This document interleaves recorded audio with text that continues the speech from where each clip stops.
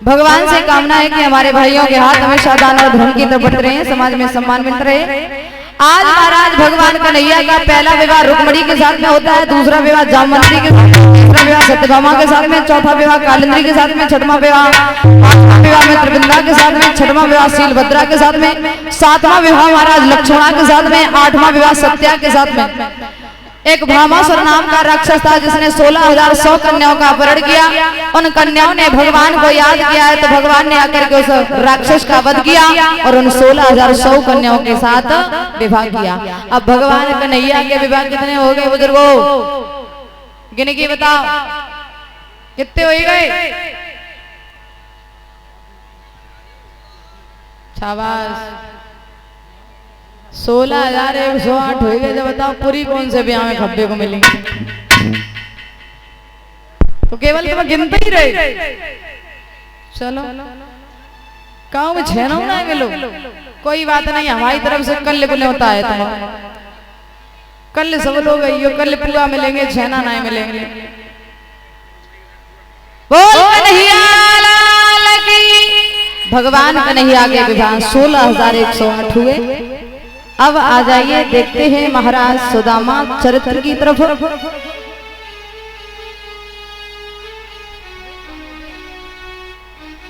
गुरु सांदीपन के जब कृष्ण बलराम गए हैं गुरु विद्या सीखने के लिए, तो दादा एक दिन की बात है,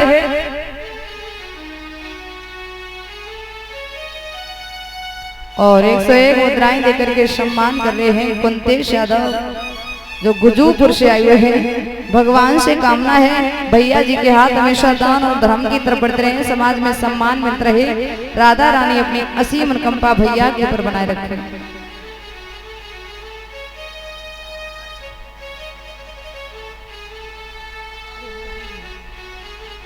श्री सुखदेव जी महाराज ने कहा है उत्तरानंदन परीक्षित, जब गुरु सांदीपन के यहाँ पर विद्या सीखने के लिए पहुंचे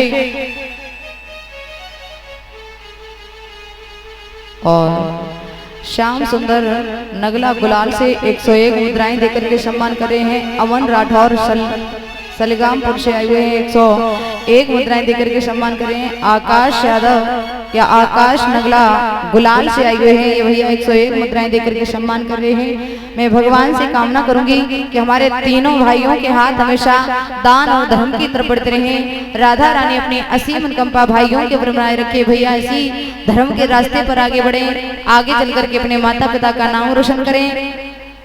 भैया एक दिन की बात है, गुरु मैया ने कन्हैया को पास में बुलाया, जवाब दियो लाला घर में ईंधन की बहुत कमी है, जंगल से चले जाओ लकड़ियां तोड़ लाओ।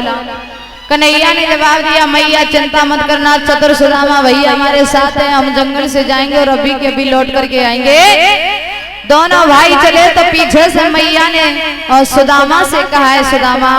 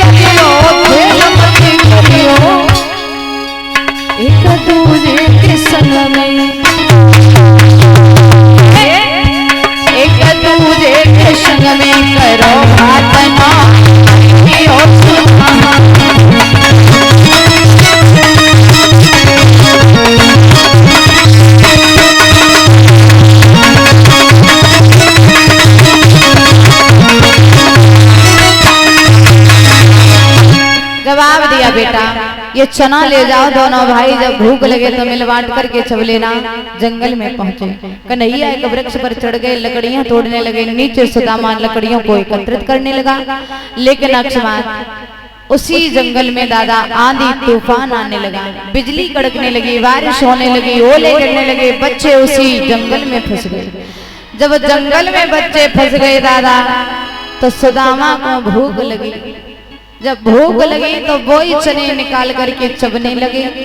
और जब वही चने निकाल करके चबने लगे, कटकट की आवाज कन्हैया ने सुनी तो जवाब दो भैया, कछ हो तो हमें दे दे, भूख हमें लगी। सुदामा ने जवाब दो भैया, सर्दी की वजह से दांती किटकिटा रही है, इसलिए तुझे लग रहा है कि मैं कुछ खा रहा हूँ। मेरे पास क्या है, क्या खाऊंगा? दादा गुरु संग कपट, मित्र संग चोरी, के हुई निर्धन, के हुई कोड़ी। मैंने बहुत से लोगों के मुंह से एक बात सुनी है कि भगवान कन्हैया ने श्राप दिया सुदामा को।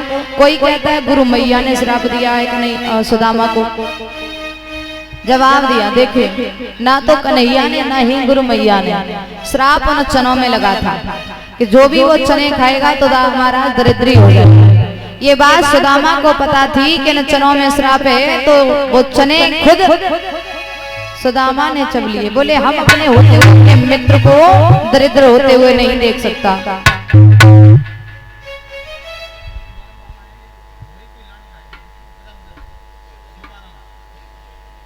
और इस बीच में आदरणीय श्रीमान हमारे सोवा राम दादा ने